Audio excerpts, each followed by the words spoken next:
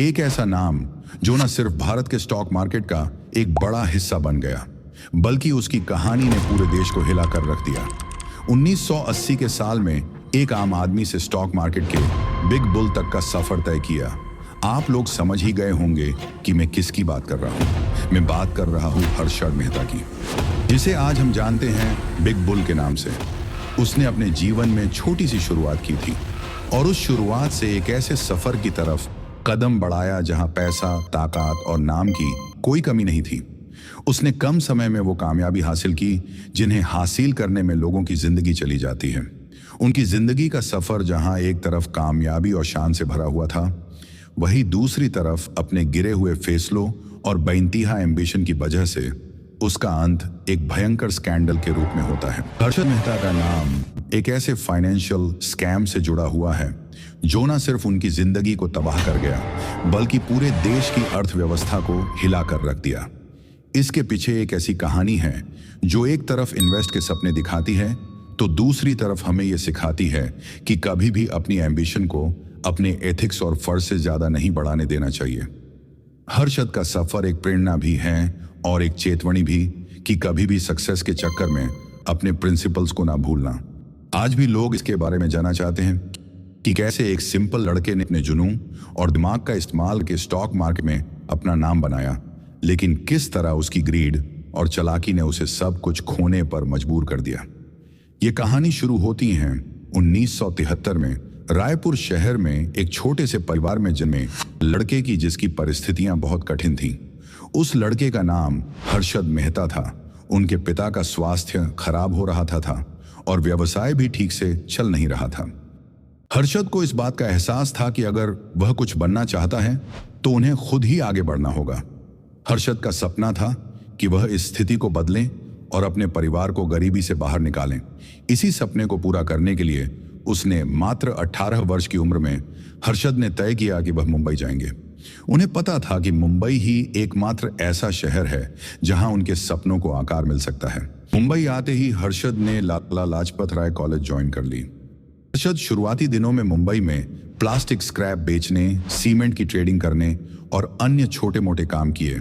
1987 में कॉलेज की पढ़ाई पूरी करने के बाद हर्षद ने न्यू इंडिया एश्योरेंस कंपनी में नौकरी ज्वाइन कर ली, जहां उनको हर महीने 600 रुपए दिए जाते थे। भाई अश्विन मेहता ने ICICI में काम शुरू किया। दोनों भाई नौकरी के साथ साथ छोटे व्यवसाय भी करते रहे, लेकिन कोई बड़ा मुनाफा नहीं कमा पाए। 2 साल में कई बिजनेस आजमाने के बाद भी वे बड़ा बिजनेस खड़ा नहीं कर सके।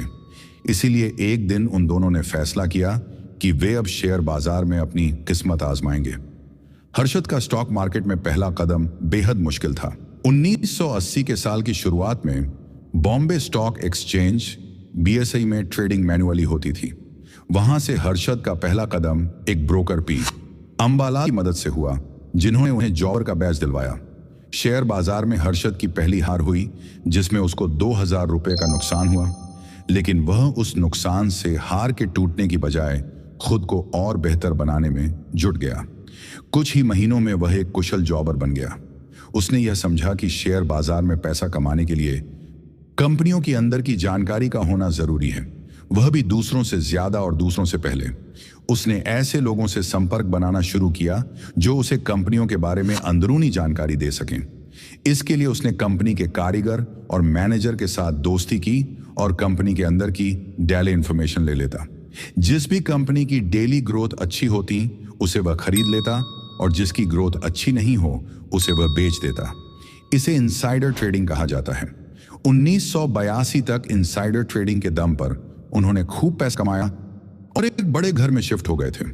लेकिन अब वह इनसाइडर ट्रेडिंग के अलावा एक और तकनीक आजमाने के बारे में सोच रहे थे, पंप एंड डंप। इससे हर्षद एक ऐसे स्टॉक की पहचान करता था जो ज्यादा खरीदा या बेचा ना जाता हो। तब वह अपने साथियों के साथ मिलकर बहुत कम टाइम में ज्यादा से ज्यादा शेयर खरीद लेते थे, जिससे बाजार में शेयरों की सप्लाई काफी कम हो जाएगी और कीमतें काफी बढ़ जाएंगी। जिसके बाद हर्षद उन शेयरों का कुछ हिस्सा बेच देता था और खूब मुनाफा कमाता था। हर्षद के इस आइडिया से वे काफी पैसा कमा चुका था। उसे लगने लगा कि अब बाजार में उसे कोई नहीं हरा सकता।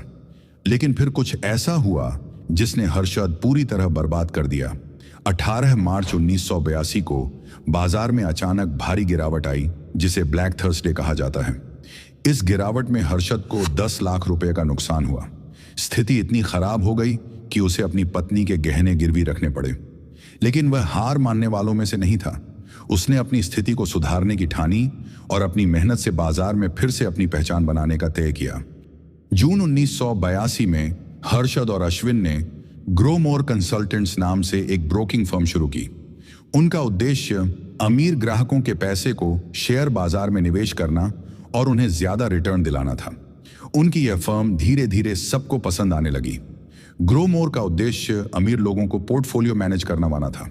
मूल रूप से वे अपने सारे पैसे को बाजार में इन्वेस्ट करते हैं और उन्हें हाईएस्ट रिटर्न बनाते हैं। हर्षद ने देखा कि बाजार में चाय की पत्तियों के दाम तेजी से बढ़ रहे हैं। इसका मतलब है कि चाय की पत्तियां बेचने वाली कंपनियों को ज्यादा प्रॉफिट होने वाला था। लेकिन उसके बाद भी बाजार में चाय कंपनियों के शेयरों का भाव काफी कम था। इसीलिए हर्षद ने McLeod Russel, Tata tea, Harrison और मलयालम जैसी कंपनियों के शेयर जमकर खरीदने शुरू कर दिए। एक साल में इन कंपनियों के शेयर की कीमतें तेजी से बढ़ने लगी, जिससे हर्षद और ग्रो मोर के ग्राहकों ने खूब पैसा कमाया। ग्रो मोर का नाम उनके ज्यादा रिटर्न के कारण लोकप्रिय हुआ। हर्षद की सफलता को अब पूरे देश ने पहचानना शुरू किया। 1985 तक हर्षद मेहता बिग बुल के रूप में प्रसिद्ध हो गए थे। हर्षद स्टॉक मार्केट का जादूगर बन गया था। उन्होंने शेयर बाजार के पुराने खिलाड़ियों को अपनी स्मार्ट रणनीतियों से चौंका दिया। हर्षद ने चाय कंपनियों जैसे मैक्लॉयड रसेल और टाटा टी के स्टॉक्स में निवेश किया और भारी मुनाफा कमाया। लेकिन इसके बावजूद हर्षद के रास्ते में मुश्किलें आती रहीं। 1986 में वित्त मंत्री वीपी सिंह के कुछ निर्णयों से बाजार में गिरावट आई और पुराने खिलाड़ियों ने हर्षद के खिलाफ शॉर्ट सेलिंग की। इसीलिए यह अफवाह फैल गई कि हर्षद को 1 करोड़ से ज्यादा का नुकसान हुआ है और अब वह शेयर बाजार का नुकसान नहीं चुका सकते। असल में बाजार में यह खबर फैल गई कि हर्षद और ग्रो मोर कंसल्टेंट्स दिवालिया हो रहे हैं। लेकिन असल में हर्षद के पास लौटाने के लिए पूरे पैसे थे। 1987 में हर्षद ने मनी मार्केट में कदम रखा। यहां बैंक छोटे समय के लिए एक दूसरे को उधार देते थे और बैंक रिसीट्स का इस्तेमाल करते थे। हर्षद पता चल गया कि इस सिस्टम में बड़ी खामियां थीं। फिर उसने कुछ छोटे बैंकों से रिश्वत लेकर नकली बीआरएस तैयार कराए और इनका इस्तेमाल करके बड़ी रकम उधार ली। इस पैसे को उसने शेयर बाजार में लगाया और बड़ा प्रॉफिट बनाया। इसी तरह 2 साल तक चला और इन 2 सालों में हर्षद ने सेंसेक्स को 800 से 4500 तक पहुंचाया। पैसे आते ही हर्षद ने एक भव्य पेंट हाउस खरीद लिया। इनमें 29 कारें थीं, जिनमें भारत की पहली आयातित लेक्सस कार भी मौजूद थी। इन सब के साथ ही हर्षद को एक नया नाम मिल गया, द बिग बुल। बाजार में हर्षद का दबदबा इतना बढ़ गया था कि जैसे ही वह किसी शेयर पर हाथ रखता था, उसकी कीमत बढ़ने लगती थी। हर्षद खुद को भगवान मानने लगा था। इतनी सफलता के बाद भी वह रुकना नहीं चाहता था। लेकिन टाइम्स ऑफ इंडिया की पत्रकार सुचेता दलाल ने हर्षद मेहता के घोटाले का पर्दाफाश किया। 23 अप्रैल 1992 को पहले पन्ने पर खबर छपी कि एसबीआई खाते से 500 करोड़ गायब हैं और बिग बुल हर्षद मेहता इसके पीछे था। इस खुलासे के बाद संसद में सरकार के खिलाफ सवाल उठाए गए। सरकार घबरा गई और हर्षद के खिलाफ इनकम टैक्स, आरबीआई और सीबीआई जांच शुरू कर दी। एक एक करके मनी बाजार और शेयर बाजार घोटाले सामने आने लगे। 500 करोड़ रुपए का यह घोटाला देश भर में सुर्खियों में आ गया और हर्षद मेहता और उनके भाई को गिरफ्तार कर लिया गया। उनका साम्राज्य टूट गया और वह गिरफ्तारी के बाद विवादों में घिर गए। हर्षद का जीवन एक विवादित मुद्दा बन गया, जिसमें लोग उन्हें घोटालेबाज मानते थे, जबकि कुछ उनकी प्रतिभा की सराहना करते थे। 2001 में हर्षद मेहता का पुलिस हिरासत में निधन हो गया। उनकी कहानी आज भी विवादों के घेरे में है। कुछ लोग उन्हें एक महान प्रतिभा मानते हैं, जबकि अन्य उनका नाम एक घोटालेबाज के रूप में लेते हैं। हर्षद मेहता की कहानी भी सिखाती है कि जीवन में आत्मविश्वास और सही रणनीति से बड़ी ऊंचाइयों तक पहुंचा जा सकता है, लेकिन सफलता का नशा और गलत फैसले आपको नीचे गिरा सकते हैं। कभी भी कानून से खिलवाड़ मत करो, क्योंकि शॉर्टकट का अंत हमेशा बुरा होता है। असली सफलता वही है जो ईमानदारी और मेहनत से हासिल की जाए।